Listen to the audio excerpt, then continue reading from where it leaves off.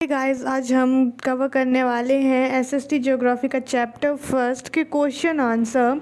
And हमारे channel पे class 10 के सब सब्जेक्ट के एमसीक्यूज भी प्रोवाइडेड हैं, तो you can also check in playlist also. Question number first, name three states having black soil and the crop which is mainly grown in it। हमें three state बताने हैं जिसमें ब्लैक सॉइल पाए जाते हैं और कौन से क्रॉप जो है हम ब्लैक सॉइल में मेनली ग्रो कर सकते हैं। तो हमारा आंसर है Maharashtra, Madhya Pradesh and Chhattisgarh are state having black soil.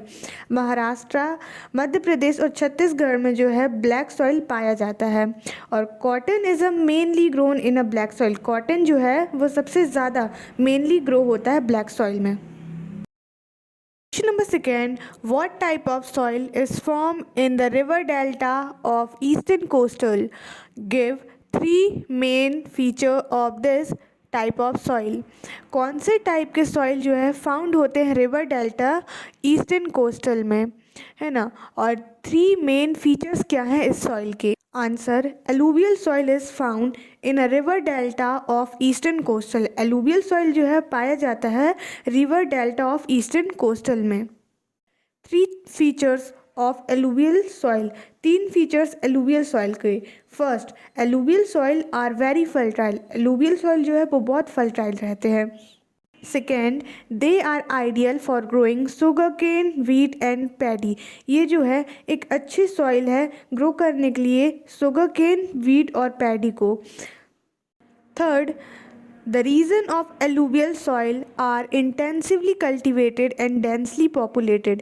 जो क्षेत्र रहते हैं, इलाके रहते हैं alluvial soil जहाँ पे फाउंड होते हैं, वो intensively cultivated रहता है और densely populated रहता है। इंटेंसिवली कल्टिवेटेड का मतलब होता है जहाँ पे बहुत ज़्यादा ही खेती हो, और डेंसली पॉपुलेटेड का मतलब रहता है जहाँ पे बहुत ज़्यादा पॉपुलेशन हो। What step can be taken to control soil erosion in hilly areas? हम कौन कौन से स्टेप्स ले सकते हैं जिससे हिली एरियाज में सॉइल इरोजन कंट्रोल हो सकता है। तो आंसर है, in hilly area soil erosion can be control by plugging across contour line. हम प्लगिंग कर सकते हैं कंटूर लाइन के अक्रॉस, जैसे कि आप इमेज में देख सकते हैं। तो हम उनके जो है अक्रॉस कंटूर लाइन के अक्रॉस अगर हम प्लगिंग करें तो उससे भी सॉइल इरोजन कंट्रोल हो सकता है। फिर सेकेंड है making use of terrace farming technology. So इसमें क्या होता है कि जो बड़े बड़े हिली एरियाज़ को फार्मर काट काट के सीढ़ियों जैसा बना देते हैं और फिर उसमें अपनी फार्मिंग करते हैं, तो उससे भी हमारा सॉइल इरोजन कंट्रोल हो सकता है। फिर making use of strip of grasses. हम स्ट्रिप ऑफ ग्रासेस का भी यूज़ कर सकते हैं सॉइल इरोजन कंट्रोल करने के लिए, विंड और वाटर से भी।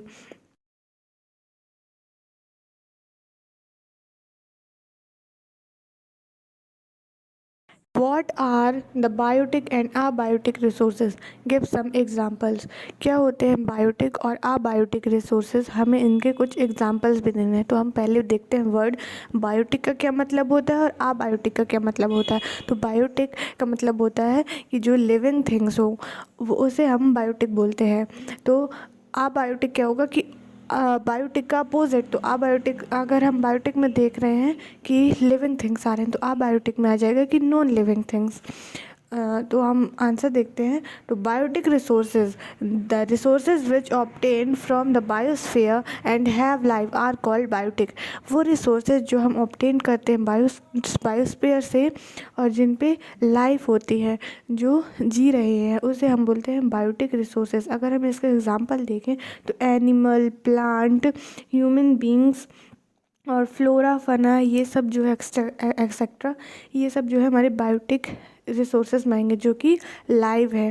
तो आप बायोटिक रिसोर्सेज में बोल जाएंगे कि जो नॉन लिविंग थिंग्स है, the resources which are contain non living things are called abiotic resources. जैसे एग्जांपल में हम ले सकते हैं water, mineral, metals, wind, soil और सोलर एनर्जी। ये सब चीज़ जो है एग्जांपल है हमारे अबायोटिक रिसोर्सेज के। Explain land use pattern in India and why has the land under forest not increase much since 1961। हमें जो है लैंड यूज़ का पैटर्न जो है इंडिया में जो लैंड के यूज़ करने का पैटर्न है हमें वो समझाना है। और फिर जो फॉरेस्ट के अंदर जो लैंड्स हैं वो क्यों इंक्रीज़ नहीं हुए हैं 1916 और 1961 तक, वो क्यों इंक्रीज़ नहीं हुए। तो हम आंसर में देखते हैं, The land is the resources that is the most important for survival of human being। Land एक ऐसा रिसोर्सेज है जो कि बहुत इम्पॉर्टेंट है ह्यूमन बींग्स के सर्वाइवल करने के लिए। Land use pattern is the arrangement for the use of land for different purposes. जो लैंड यूज़ पैटर्न एक ऐसा अरेंजमेंट है जिसे हम यूज़ करके लैंड का डिफरेंट पर्पसेस के लिए हम यूज़ करते हैं। The most important type of land use pattern in India are. जो बहुत इम्पॉर्टेंट टाइप के लैंड यूज़ पैटर्न है इंडिया में वो कुछ इस तरह से है कि forest area land not available for cultivation, cultivable based land, fallow lands, net area sown. The usages of land depend on two factor. मतलब कि हमारे कुछ इस तरह से हम ऐसा लैंड यूज़ पैटर्न करते हैं कि हम forest area land not available for cultivation हमें इन्हें से डिवाइड कर देते हैं। अब जो यूजेस है लैंड के वो डिपेंड करते हैं टू फैक्टर्स में। पहला है ह्यूमन्स और सेकेंड है फिजिकल फैक्टर्स। तो it depend on the nature of land. ये डिपेंड करता है कि कैसा नेचर रहेगा लैंड का, such as topography, climate and soil type. ये जो है ये हमारे फिजिकल फैक्टर्स हुए। अब ह्यूमन फैक्टर ये होते हैं, it relies on human activity and uses such as population density, culture and tradition and technical capacity. तो ये सब जो है ये ह्यूमन की एक्टिविटी से हम रियलाइज़ कर सकते हैं कि कितनी पॉपुलेशन डेंसिटी है और कल्चर, ट्रेडिशंस और टेक्नोलॉजिकल कैपेसिटी, हम इनसे जो है ये ह्यूमन फैक्टर्स पे भी ये डिपेंड करते हैं। अकॉर्डिंग टू रिसेंट डेज के अकॉर्डिंग अबाउट 54% जो टोटल लैंड एरिया है वो कल्टीवेशन और फैलो के लिए होता है, फैलोज लैंड के लिए होता है। और 22.5% जो है वो कवर्ड होता है फॉरेस्ट से और 3.45% जो है वो यूज़ होता है क्रॉसिंग के लिए और रेस्ट लैंड जो है वो भी यूज़ होता है अलग अलग एक्टिविटीज़ के लिए। तो ये कुछ जो है हमारे लैंड यूज़ पैटर्न है। अब हम देखते हैं कि लैंड क्यों नहीं इंक्रीज़ हुए हैं सिंस 1960-61 से। The land under forest has not increased since 1960-61 because in the past independence era depend for more land to expand agriculture। Past independent era पे सबसे ज़्यादा लोग जो है डिपेंड थे ज़्यादा से ज़्यादा लैंड पे कि उन्हें एग्रीकल्चर करने के लिए ज़्यादा से ज़्यादा लैंड मिल सके। मेनली आफ्टर ग्रीन रेवोल्यूशन के बाद ही मेनली है ना। Developments work and infrastructure facilities, developments work भी होने लगे, इंफ्रास्ट्रक्चर फैसिलिटीज़ भी led to clearance of forest area. इन सब के कारण जो है फॉरेस्ट एरिया का क्लियरेंस होने लगा, कटाई होने लगी उनकी। फिर इंडस्ट्रियलाइजेशन और urbanisation also to increase the forest area. Industrialisation industry setup होने लगे, अर्बनाइजेशन भी, इन सब के कारण ये जो है इंक्रीज़ करने लगे फॉरेस्ट एरियाज़ को और भी। दस the land under forest has increase by only about 4% ही जो है ये लैंड हमारा फॉरेस्ट एरियाज़ में जो है ज़्यादा से ज़्यादा इंक्रीज़ हो पाया और उससे ज़्यादा इंक्रीज़ नहीं हो पाया है सिंस 1960-61 के टाइम पे।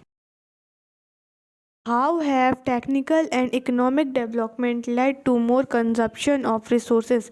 कैसे से टेक्निकल और इकोनॉमिक डेवलपमेंट जो है वो ज़्यादा कंजप्शन कर रही है रिसोर्सेज का। कंजप्शन मतलब कि खपत, मतलब कि रिसोर्सेज की कमी आती जा रही है ये टेक्निकल और इकोनॉमिक डेवलपमेंट के कारण। तो हमारा आंसर है कि resources are essential for human survival as well as the maintenance the quality of life। resources जो है वो बहुत इम्पॉर्टेंट है ह्यूमन के सर्वाइवल्स के लिए और as well as maintenance quality of life की क्वालिटी को मेंटेन करने के लिए भी रिसोर्सेज बहुत ही ज़रूरी है। Resources are gift of nature, resources जो है वो गिफ्ट है नेचर का। As a result human beings use them indiscriminately. इसके रिज़ल्ट में ये जो है नेचर का गिफ्ट है, इसके रिज़ल्ट में ह्यूमन इसका बहुत ही ज़्यादा यूज़ कर रहे हैं, इनडिस्क्रिमिनेटली यूज़ कर रहे हैं, मतलब कि अंधाधुंध इसका यूज़ करते जा रहे हैं। Technical and economic development lead to more consumption of resources. Technical और इकोनॉमिक डेवलपमेंट हुआ है, इसके कारण जो ज़्यादा से ज़्यादा कंजप्शन हो रही है रिसोर्सेज की। We understand this by the following fact, हम इन फॉलोइंग फैक्टों से समझ सकते हैं। तो फर्स्ट पॉइंट है हमारा, technical development has led to industrialization and urbanization which increase the demand of natural resources। Technical development और टेक्निकल डेवलपमेंट जो हुआ है उसके कारण इंडस्ट्रियलाइजेशन और अर्बनाइजेशन में जो इंक्रीज़ हो रही है डिमांड नेचुरल रिसोर्सेज की।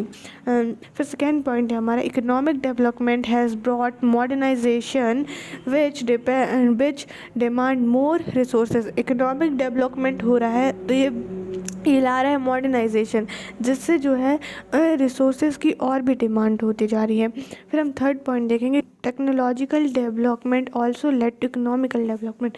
अब टेक्नोलॉजिकल डेवलपमेंट होगा वो इकोनॉमिकल डेवलपमेंट भी करवाएगा। When the economic condition of country rise, जब इकोनॉमिक कंडीशन जो है कंट्री की वो बढ़ेगी तो need of people also rise, तो पीपलों की नीड जो है लोगों की ज़रूरतें भी बढ़ेगी। This it again result into more consumption of resources, और ये इसके रिज़ल्ट में जो है फिर से जो है कंजप्शन ऑफ रिसोर्सेज भी जो है वो बढ़ती चली जाएगी। फिर technical improve the process of mining, technology जो है इम्प्रूव करती है प्रोसेस ऑफ माइनिंग, मतलब कि खुदाई की प्रोसेस को वो इम्प्रूव करती जा रही है, जिसके कारण जो है कि नेचुरल रिसोर्सेज एक्सेसिवली यूज़ होते जा रहे हैं। तो ये हमारे कुछ फैक्ट थे जिससे हम समझ सकते थे कि टेक्निकल और इकोनॉमिक डेवलपमेंट कैसे से हमारे रिसोर्सेज को वो ख़त्म करते चल रहे हैं। Thank you for watching this video. Like, subscribe and share and keep supporting.